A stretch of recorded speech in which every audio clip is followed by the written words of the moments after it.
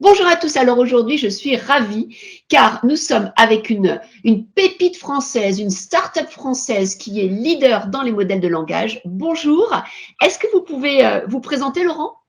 Bonjour Cécile, et puis je suis ravi effectivement d'être avec vous aujourd'hui. Donc moi-même, je suis Laurent Daudet, je suis directeur général et cofondateur de Lighton, qui est effectivement, comme vous avez dit, une des startups les plus à la pointe, au moins en France, de ce qui se fait sur ces grands modèles de langage, donc cette nouvelle génération d'intelligence artificielle. Et puis voilà, moi-même, j'ai aussi un lourd passé d'universitaire aussi. Donc voilà, j'ai fait de la recherche pendant une quinzaine d'années.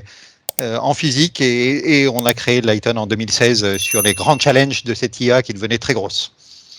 Impressionnant, impressionnant parce qu'en fait, vous avez créé, en fait, quelque part, le concurrent français de ChatGPT qui a un avantage extraordinaire, d'après ce que j'ai compris, c'est qu'en fait, vous pouvez travailler et agir avec les entreprises, avec leurs propres données ou avec des données sécurisées. Expliquez-nous tout ça. Oui, oui, exactement. Il y a eu un article dans les Échos récemment, j'ai été interviewé, et il décrivait le titre, c'est Lighton, le petit poussé qui cherche à concurrencer OpenAI. Donc, je ne sais pas si je reprends le terme de petit poussé, mais en tout cas, et on essaie de concurrencer. Alors, il y a le point de vue technologique, on crée des grands modèles de langage qui sont tout à fait haut niveau, mais on essaie d'avoir un modèle de distribution très différent, qui soit effectivement, comme vous avez dit, plus sécurisé. Alors, j'aime pas beaucoup le mot souverain parce que c'est toujours employé un peu à tort et à travers, ça peut vouloir dire beaucoup de choses, mais en tout cas qui rassure les entreprises sur la sécurité de leurs données, que leurs données ne vont pas partir sur un serveur quelque part en Californie où les données sont réutilisées, les données sont soumises au Cloud Act, c'est quand on est chez un hyperscaler, etc. Au contraire, nous, on va se mettre nos modèles et toute l'infrastructure qu'on met autour de nos modèles. Notre produit s'appelle Paradigm. Donc Paradigm, c'est justement pour donner cette idée englobante. Et on va mettre ça sur les serveurs des entreprises, sur l'infrastructure des entreprises, quel que soit le type d'infrastructure, quel que soit leur cloud provider, quel que soit, on va même être parfois carrément on-premises, comme on dit, sur des gens qui sont très sensibles sur la sécurité de leurs données, de façon à ce qu'effectivement les données s'échappent pas, on reste en circuit fermé. Et donc concrètement, qu'est-ce que vous faites? Qu'est-ce que ces IA génératives peuvent proposer et en quoi ça change le quotidien des collaborateurs? Alors oui, ça c'est vraiment quelque chose d'effectivement très nouveau. Le fait que cette IA générative maintenant s'utilise c'est plus en Python, c'est maintenant on programme des IA génératives, que ce soit les chat GPT ou les modèles Lighton, on les programme en français, en anglais, en langage naturel, comme on dit. Et alors du coup, ça change tout, parce que je pense qu'on est à une rupture civilisationnelle où l'IA n'est plus une affaire d'ingénieur, l'IA devient l'affaire de n'importe qui. Et ce qui est intéressant, c'est que quand on arrive dans les entreprises, alors, souvent, notre point d'entrée, c'est effectivement les équipes de data scientists, mais très vite, on va aller parler aux équipes métiers. Et on va aller parler aux équipes métiers qui peuvent être dans des départements aussi divers que du marketing, bien entendu, parce que le truc le plus courant, c'est génération de contenu pour le marketing. Ça, c'est le truc, je dirais, vanilla. C'est le truc de base de ça. Mais on va parler à des gens aussi dans les services de R&D, typiquement pour aller rechercher dans des grandes bases de données, pour aller faire de la recherche au-delà des mots-clés. La R&D est très friande dans ce style d'application. On va aller parler à des gens qui font du support client.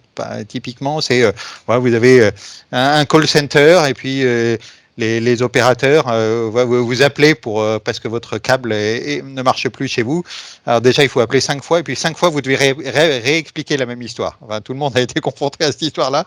Et là, l'idée, c'est d'utiliser l'IA pour que les opérateurs en face du client soient mieux outillés, pour qu'ils aient des résumés de toute la conversation que vous avez eue avec tous les agents, que vous ayez des action points, etc. Et l'idée, c'est que peut-être même on peut faire des systèmes de questions-réponses sur votre contrat, typiquement. Est-ce que je pars aux États-Unis, je pars aux États-Unis, combien je vais payer la minute de téléphone, etc. Donc voilà, c'est mieux outiller les gens des call centers.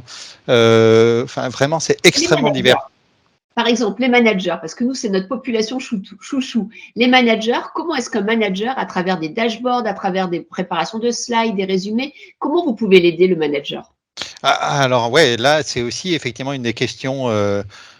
C'est c'est faciliter, ça va pas remplacer les gens, hein, l'idée c'est pas de remplacer les gens.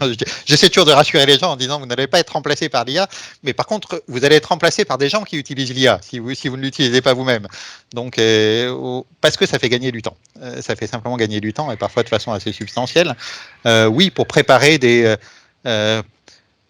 présentations type présentation PowerPoint, c'est incroyable ces trucs-là.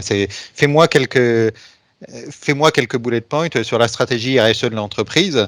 Et ce qui est intéressant, c'est de le faire, effectivement, on peut le faire de façon très générique, pré-entraînée, mais là où ça a vraiment de la puissance, et c'est un peu nous ce qu'on propose avec Paradigme, c'est quand ça va se greffer sur les données de l'entreprise. Et il ne s'agit pas de faire un truc sur la politique RSE de n'importe quelle entreprise, c'est la politique RSE de votre entreprise-là. Et voilà, typiquement, où une autre application, c'est par exemple... c'est un peu le pendant de ce que j'ai expliqué tout à l'heure, c'est je me connecte sur le CRM de l'entreprise, où j'en suis dans mes interactions avec tel client. Et ça peut faire un résumé du CRM sur un client donné avec les action points, qu'est-ce que je dois lui pousser la prochaine fois, etc. Donc voilà, il y a vraiment beaucoup d'outils finalement assez haut niveau, assez sophistiqués qui font tout simplement gagner du temps.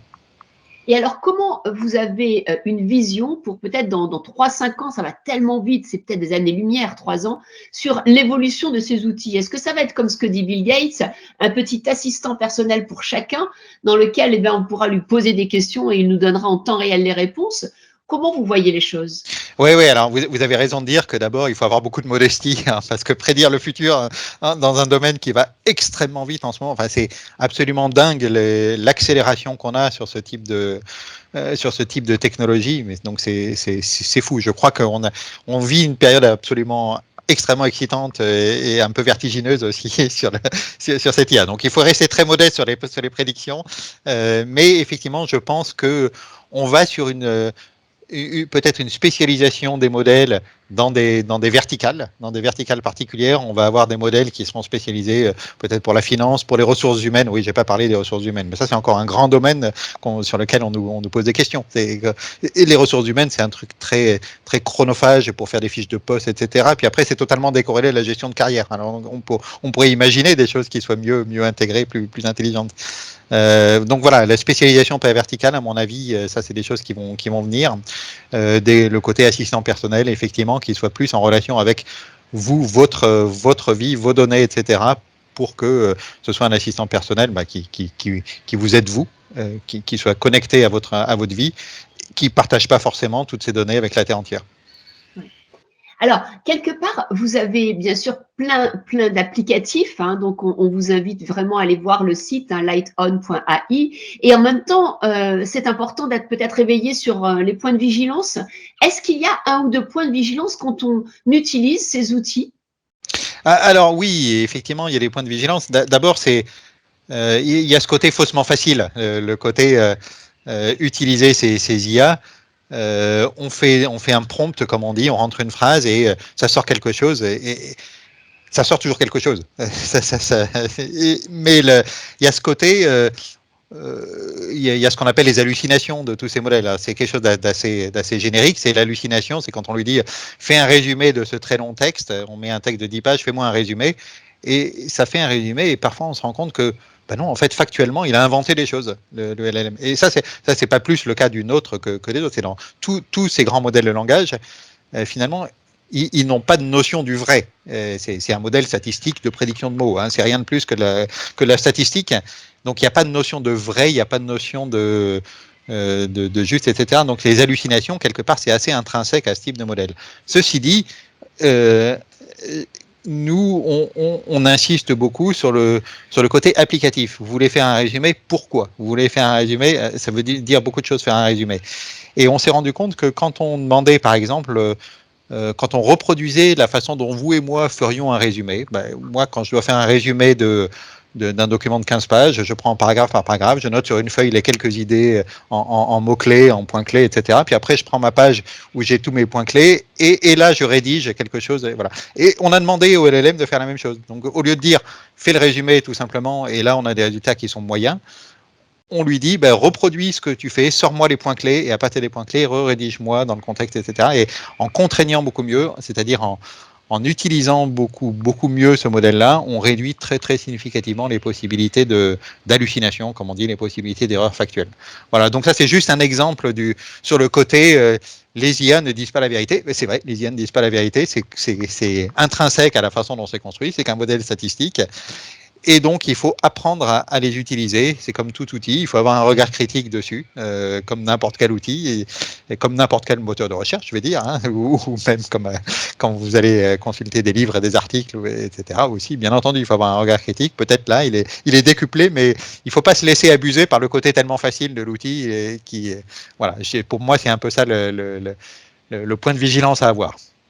Et alors, dernière question, merci beaucoup. Hein, dernière question, c'est comment vous pouvez nous conseiller pour apprendre à utiliser ces IA et rester en fait la tête hors de l'eau tellement ça va vite et tellement c'est compliqué parce qu'on peut passer beaucoup de temps, or on a peu de temps et en même temps on doit aussi créer de la valeur quand on est en entreprise. Donc, quel conseil pour un manager qui voudrait apprendre? Est-ce qu'il vaut mieux qu'il commence par apprendre à faire du prompt, apprendre à sélectionner des outils, rentrer dans des communautés? C'est quoi pour vous Oui, je pense qu'effectivement, il n'y a pas de réponse unique et c'est pour ça que je suis très content de participer à cette séance de discussion avec vous. Non, et nous, effectivement, avec nos clients, on passe beaucoup de temps là-dessus, sur le côté pédagogique. On fait des formations à nos clients, on apprend à nos clients à s'approprier ces outils pour qu'effectivement ils comprennent eux-mêmes. Donc il y a vraiment cette montée en compétences des équipes pour que finalement ils puissent se concentrer sur les équipes IA, typiquement, se concentrer sur leur cœur de métier, qui est finalement de créer de la valeur pour les équipes métiers. Donc voilà, le côté apprendre, mise en compétence, ça c'est vraiment extrêmement important. Et nous, on passe beaucoup de temps là-dessus pour que nos clients deviennent autonomes finalement sur un outil. Mais je suis d'accord que aussi c'est difficile de faire la part des choses. Il y a beaucoup de bruit, comme on dit, dans ce domaine-là, et on essaie de fournir des solutions qui sont le plus clés en main possible. Avec voilà, ce que nous on sait très bien faire, c'est-à-dire créer des modèles et créer des plateformes. Et puis après, les clients, par contre, eux, ils connaissent leur application, ils connaissent s'ils sont dans la banque, l'assurance ou la vente, etc. Ils connaissent bien mieux ça, donc ils sauront utiliser ces outils pour créer de la valeur pour leur utilisation précise. Merci beaucoup. Un grand merci pour ce partage. Alors, je vais résumer peut-être en 3-4 idées clés. Hein. La première idée, c'est qu'en fait, Lighton, c'est une start-up, très belle start-up française qui propose en fait des solutions de langage, c'est ça, c'est langage, mais de langage avec des données qui sont des données de l'entreprise ou des données sécurisées. Et donc, ça permet, grâce à la plateforme Paradigme proposée par Lighton, de pouvoir interagir entre les données de Lighton et les données de l'entreprise et donc de créer des outils qui sont en sécurité et qui répondent donc à des mises en œuvre totalement sécures. La deuxième idée, c'est qu'en fait, vous avez parlé d'un sujet intéressant, c'est quand les IA se trompent, les IA génératives, ces modèles de langage se trompent, on appelle ça des hallucinations, parce qu'en fait, statistiquement, c'est normal qu'elles se trompent, elles inventent quand elles ne savent pas, et elles ne disent pas « je ne sais pas », comme ce que devrait dire le manager.